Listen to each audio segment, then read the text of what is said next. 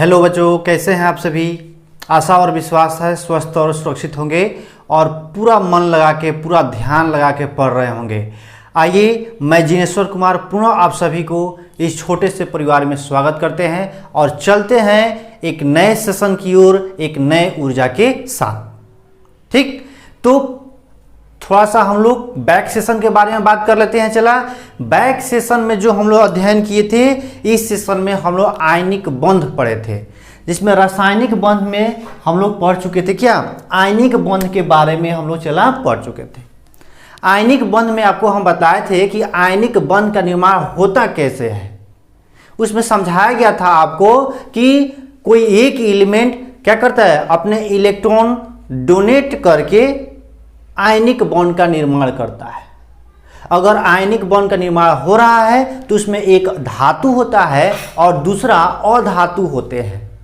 ठीक है, और धातु जो होते हैं एस ब्लॉक के पहला ग्रुप और दूसरा ग्रुप होते हैं, जबकि अधातु होता है वह पी ब्लॉक के 15, 16 और 17वां ग्रुप उपस्थित होते हैं।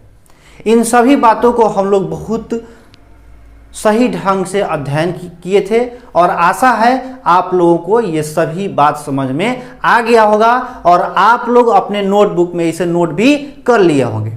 तो आज का सेशन जो है हम लोग का, यह सेशन, इस सेशन में हम लोग देखेंगे कि सहसंयोजक बंध का निर्माण कैसे होता है।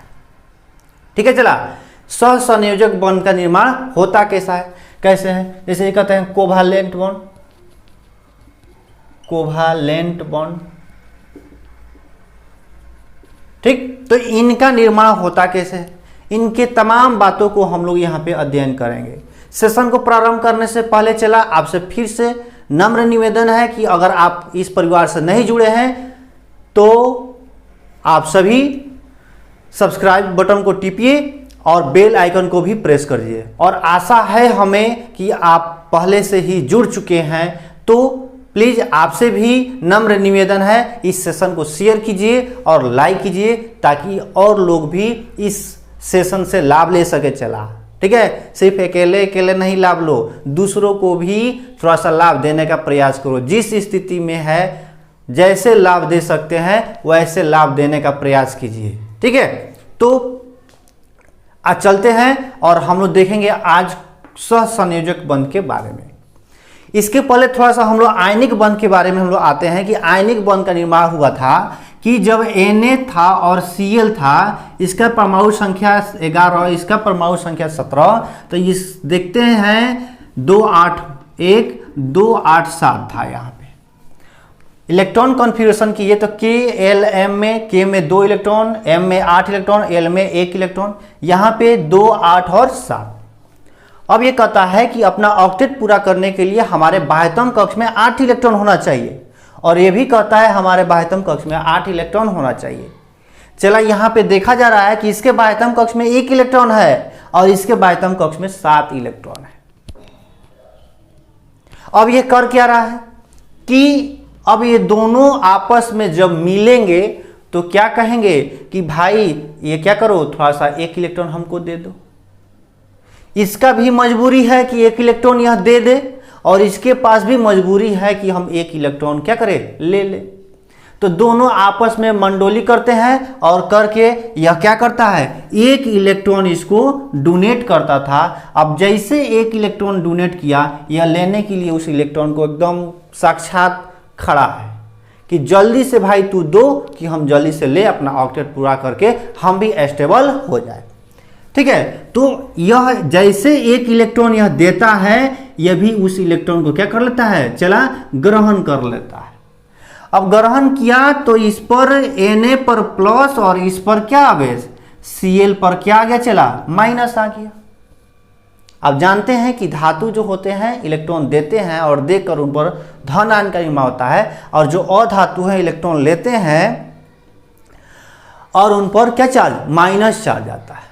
अब इसी प्लस और माइनस के बीच, इनके बीच आकर्षण बल कार्य करता है और क्या बनाते हैं, आयनिक यौगिक का निर्माण करते हैं। और इनके बीच जो बॉन्ड बना, इसी बॉन्ड को हम लोग क्या कहते हैं, आयनिक बंध कहते हैं। लेकिन चला, हम लोग को यहाँ पे आयनिक बंध के बारे में नहीं जानना। आयनिक बंध तो हम लोग पढ़ चुके हैं, हम लोग को यहाँ पे जानना है क्या, सहसंयोजक बंध के बारे में। तो सहसंयोजक बंध क्या कहता है कि अगर मान लेते हैं, चला गौर से समझेगा, 17 क्लोरीन है, इसके बाह्यतम कक्ष में अगर देखा जाए तो 7 इलेक्ट्रॉन है। ऑक्टेट पूरा करने के लिए 1 इलेक्ट्रॉन की आवश्यकता है। तो अगर ऐसा कोई भी एलिमेंट न हो, यहां पे सोडियम दे दिया, लेकिन अगर इसके पास सोडियम नहीं पहुंचे, या सोडियम को छोड़िए कि कोई अन्य एलिमेंट, अन्य तत्व भी नहीं पहुंच पाता है जो 1 इलेक्ट्रॉन इसको दे दे, तो यह क्या करेगा, इसी तरह से रहेगा? यह इस तरह से नहीं रहेगा। क्या करेगा? यह इस तरह से नहीं रहता है। जब इस तरह से नहीं रहता है तो इसका एक जुड़वा भाई है, उससे क्या करेगा, मिलेगा। यही जुड़वा भाई है, यही क्लोरीन। ठीक है, यह क्लोरीन का परमाणु संख्या 17, इसका भी 17, इसके भी बाह्यतम कक्ष में 2, 8, 7 इलेक्ट्रॉन, और इसके भी बाह्यतम कक्ष में कितने इलेक्ट्रॉन, 7 इलेक्ट्रॉन और 7 इलेक्ट्रॉन। अब होता क्या है यहां पे, जैसे इसका जुड़वा भाई मिलता है तो इसके बाह्यतम कक्ष में कितना इलेक्ट्रॉन चला, 7 इलेक्ट्रॉन। तो इसके भी बाह्यतम कक्ष में 7 इलेक्ट्रॉन। हम दर्शा दिए यहाँ पे 7 इलेक्ट्रॉन को। हमको इसके इंटरली इलेक्ट्रॉन से मतलब नहीं है, बाह्यतम कक्ष में जो उपस्थित इलेक्ट्रॉन है उसी से मतलब है। उसी को वैलेंस इलेक्ट्रॉन कहते हैं, और इलेक्ट्रॉन का आदान प्रदान उसी कक्ष में होता है। क्यों होता है? क्योंकि उसी कक्ष में इलेक्ट्रॉन की कमी होती है। ठीक है, चलिए अब यह क्या करेगा, इसको भी 1 इलेक्ट्रॉन की कमी है, इसको भी 1 इलेक्ट्रॉन की कमी है। तो यह कर क्या रहा है, यह कहेगा कि अरे मेरे भाई, मेरे दोस्त, मेरे यार, मेरे जिगर, इस इलेक्ट्रॉन को, जो हमारा 1 इलेक्ट्रॉन बचा है, उस इलेक्ट्रॉन को क्या करें हम लोग, साझा कर ले। मतलब इस इलेक्ट्रॉन को थोड़ा सा तुम लेकर आओ और हम भी अपने इलेक्ट्रॉन को लेकर चलते हैं, और दोनों इलेक्ट्रॉन ओवरलैप कर जाएंगे, और हम दोनों के पास जितना इलेक्ट्रॉन चाहिए उतना इलेक्ट्रॉन उपस्थित हो जाएगा। तो करता क्या है, यह क्लोरीन जो है इस इलेक्ट्रॉन को क्या करता है, साझेदारी करता है, और यह भी क्लोरीन इस क्लोरीन को 1 इलेक्ट्रॉन का क्या करता है, साझेदारी करता है। अब थोड़ा सा गौर फरमाइएगा, इस गोला में देखिएगा कितना इलेक्ट्रॉन हो गया, 2, 4, 6 और 2, 8। मतलब इसका भी काम चल गया। अब आते हैं इस गोला के पास, इस गोले के पास गौर से देखिएगा, इस गोले के पास, इसमें देखते हैं यह क्लोरीन है, इसके पास कितना इलेक्ट्रॉन है, तो 2, 4, 6 और हो गया यह 2, 8। मतलब अगर इस प्रकार से अगर इलेक्ट्रॉन का साझेदारी किया जाए चला, तो दोनों का काम बन सकता है। क्या हो जाएगा, दोनों का काम बन सकता है, और दोनों आपस में इलेक्ट्रॉन साझेदारी करके और बनाते हैं क्या, तो Cl2। क्या बनता है, Cl2, क्लोरीन अणु का निर्माण होता है। अब यह जो Cl2 है, जिस बॉन्ड से जुड़ा हुआ है, इसी बॉन्ड को क्या करते हैं, सहसंयोजक बॉन्ड कहते हैं। क्या कहते हैं, चला, सहसंयोजक। ठीक है, मतलब यह सहसंयोजक बंध क्या दर्शा रहा है कि यह भी क्लोरीन 1 इलेक्ट्रॉन अपना दिया है, और यह भी क्लोरीन 1 इलेक्ट्रॉन अपना दिया है। मतलब पारस्परिक साझेदारी की है। सपोज डेट मान लेते हैं आपका कहीं दोस्त रहता है, अगर आपके और आपके दोस्त के बीच का ड्यूरेशन मान लेते हैं कुछ दूरी है, 1 किलोमीटर है। अगर कोई सामान आपसे लेना है या आपको अपने दोस्त से सामान लेना है, तो क्या कहते हैं, क्या करता है कि कुछ दूर तुम आओ और कुछ दूर हम आएंगे, कहीं एक जगह मिल लिया जाएगा और वहीं पे सामान लेकर हम चले आएंगे। मतलब क्या हुआ, यह डिस्टेंस का पारस्परिक साझेदारी कर लिया गया। जो दूरी था इसका पारस्परिक साझेदारी कर लिया कि दोस्त भी कुछ दूर आएगा और हम भी कुछ दूर चलेंगे, और चलकर हम लोग दोनों मिलेंगे, और मिलकर जो भी सामान लेना था वो हम लोग सामान ले लेंगे। तो इसी साझेदारी को पारस्परिक साझेदारी कहते हैं। और जब इनके बीच बॉन्ड बनता है, जो साझेदारी होता है, इनके बीच जो बंध बनता है, इसी बंध को चेला हम लोग क्या कहते हैं? सहसंयोजक बंध कहते हैं। बोलिए समझ में आया कि नहीं आया? कोई दुख दर्द समस्या हो तो बोलो चला। तो यहां पे हमारा क्या बन गया? सहसंयोजक बंध बन गया। और यह किनके बीच बना? दो क्लोरीन के बीच बना। और आसान करते हैं इसको थोड़ा सा, एक और एग्जाम्पल देते हैं। आइए यहां पे, जैसे मान लेते हैं हाइड्रोजन के बारे में सोचिए, हाइड्रोजन अणु के बारे में सोचते हैं। यहां पे दो हाइड्रोजन है, मान लेते हैं यह एक हाइड्रोजन है, इसका परमाणु संख्या 1, यह भी हाइड्रोजन है, इसका परमाणु संख्या 1। इसके भी बाह्यतम कक्ष में 1 इलेक्ट्रॉन, इसके भी बाह्यतम कक्ष में 1 इलेक्ट्रॉन। अब बात यहां पे आ जाता है कि 1 इलेक्ट्रॉन अपना ऑक्टेट पूरा करने के लिए मतलब कितना इलेक्ट्रॉन हाइड्रोजन चाहिए? 2 इलेक्ट्रॉन। स्टेबल होने के लिए हाइड्रोजन की इलेक्ट्रॉन कितना चाहिए? 1 इलेक्ट्रॉन अगर मिल जाता है तो इसके पास 2 इलेक्ट्रॉन हो जाएंगे और यह क्या हो जाएगा? स्टेबल हो जाएगा। तो यह पूरा ढूंढ रहा है कि भाई कोई ऐसा एलिमेंट हो जो क्या करे, हमको 1 इलेक्ट्रॉन दे दे। लेकिन कोई ऐसा एलिमेंट नहीं तैयार है कि हम तोहरा 1 इलेक्ट्रॉन देंगे, तोहरा हम 1 इलेक्ट्रॉन देंगे, कोई नहीं तैयार है। तो होता क्या है? अपने ही सगे संबंधी को पकड़ता है, अपने ही सगे संबंधी को पकड़ा, अपने दोस्त फ्रेंड्स को पकड़ा, अपने बिछड़े हुए भाई को पकड़ा और पकड़ के और कहा मेरे भाई, मेरे प्रिय दोस्त, 1 इलेक्ट्रॉन तू हमें दे दे। तो ये भी चिल्लाने लगा, अरे भाई जब हम तुमको 1 इलेक्ट्रॉन दे देंगे तो मेरे पास क्या बचेगा? मुझे भी तो 1 इलेक्ट्रॉन चाहिए।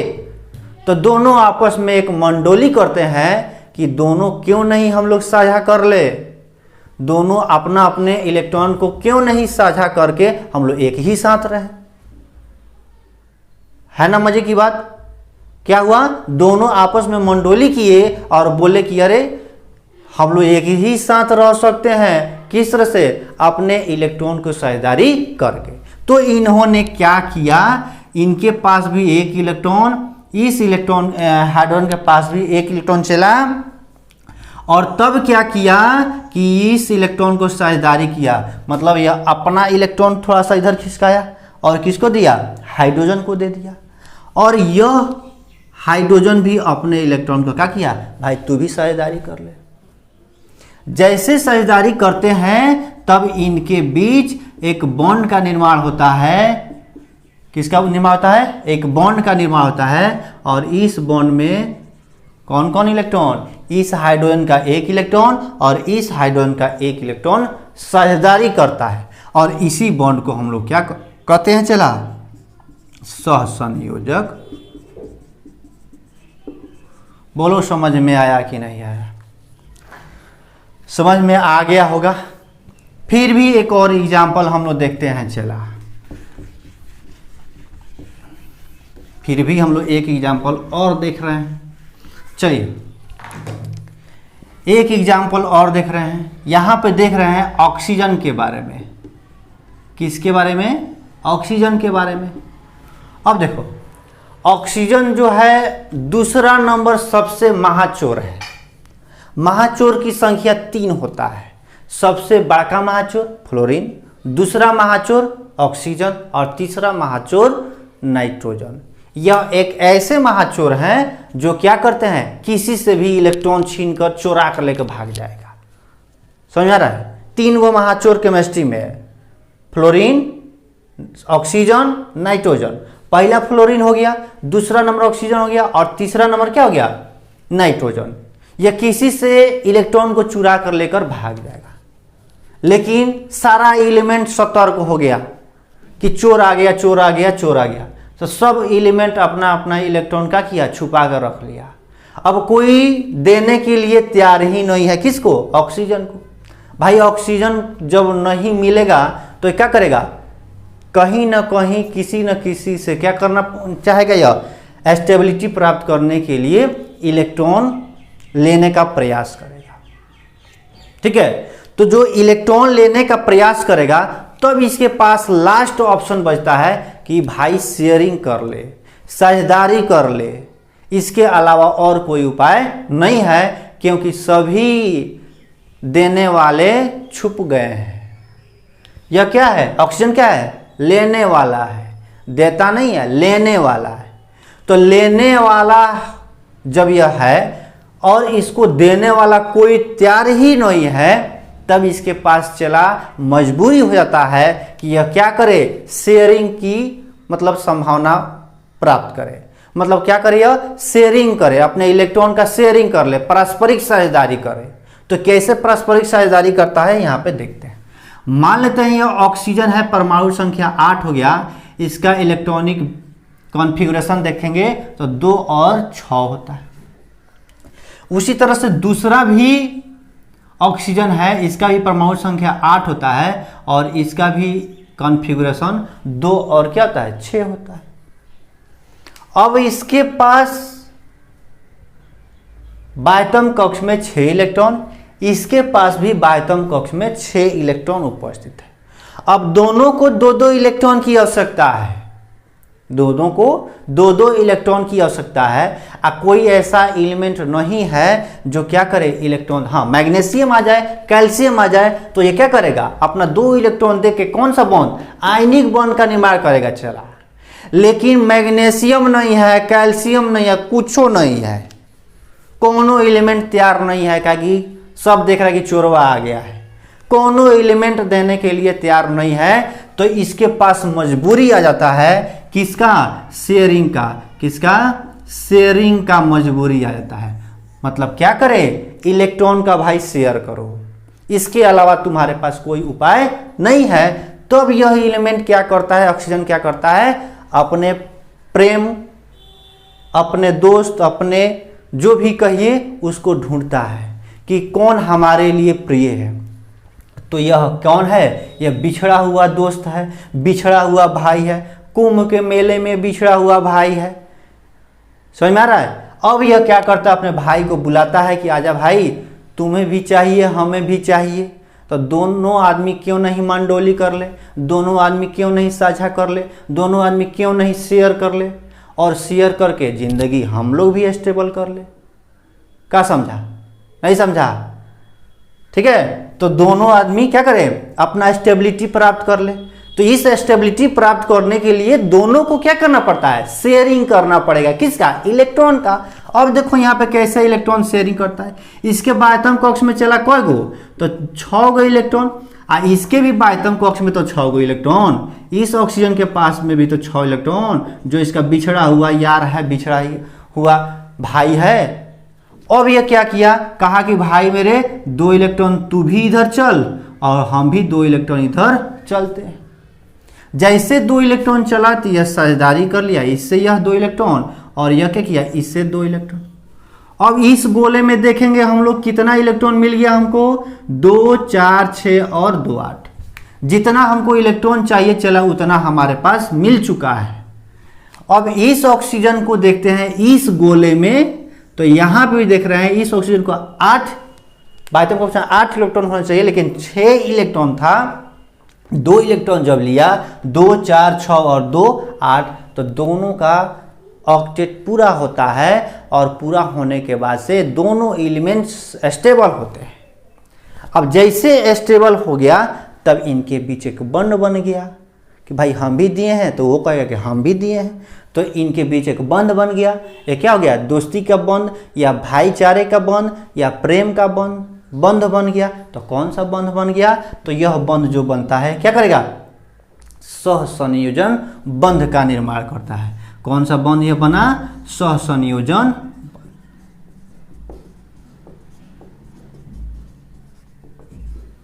ठीक है, समझ में आ गया होगा। चला सहसंयोजन बंध के बारे में कोई भी दिक्कत होगा तो कमेंट में लिखिए। आप लोग कमेंट तो करते नहीं हैं, बहुत कम ही कमेंट कर रहे हैं लोग। कमेंट कीजिए, कोई भी अगर दिक्कत हो रहा है, कोई भी इशू हो रहा है तो उसको कमेंट करके बताइए, तभी ना हम जानेंगे कि आपको कहाँ समझ में नहीं आ रहा है, हम कहाँ चूक रहे हैं समझाने के लिए, आपको क्या समझना है, हम क्या समझा रहे हैं।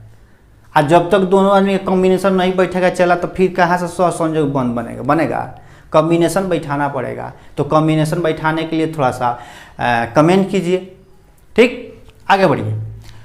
आगे बढ़ते हैं। तो स्वसंयोजक बंध के बारे में हम लोग देख लिए। स्वसंयोजक जो बंध होता है, चला कुछ पॉइंट है, यह आयन का फॉर्मेशन नहीं करता है। क्या फॉर्मेशन नहीं करता है?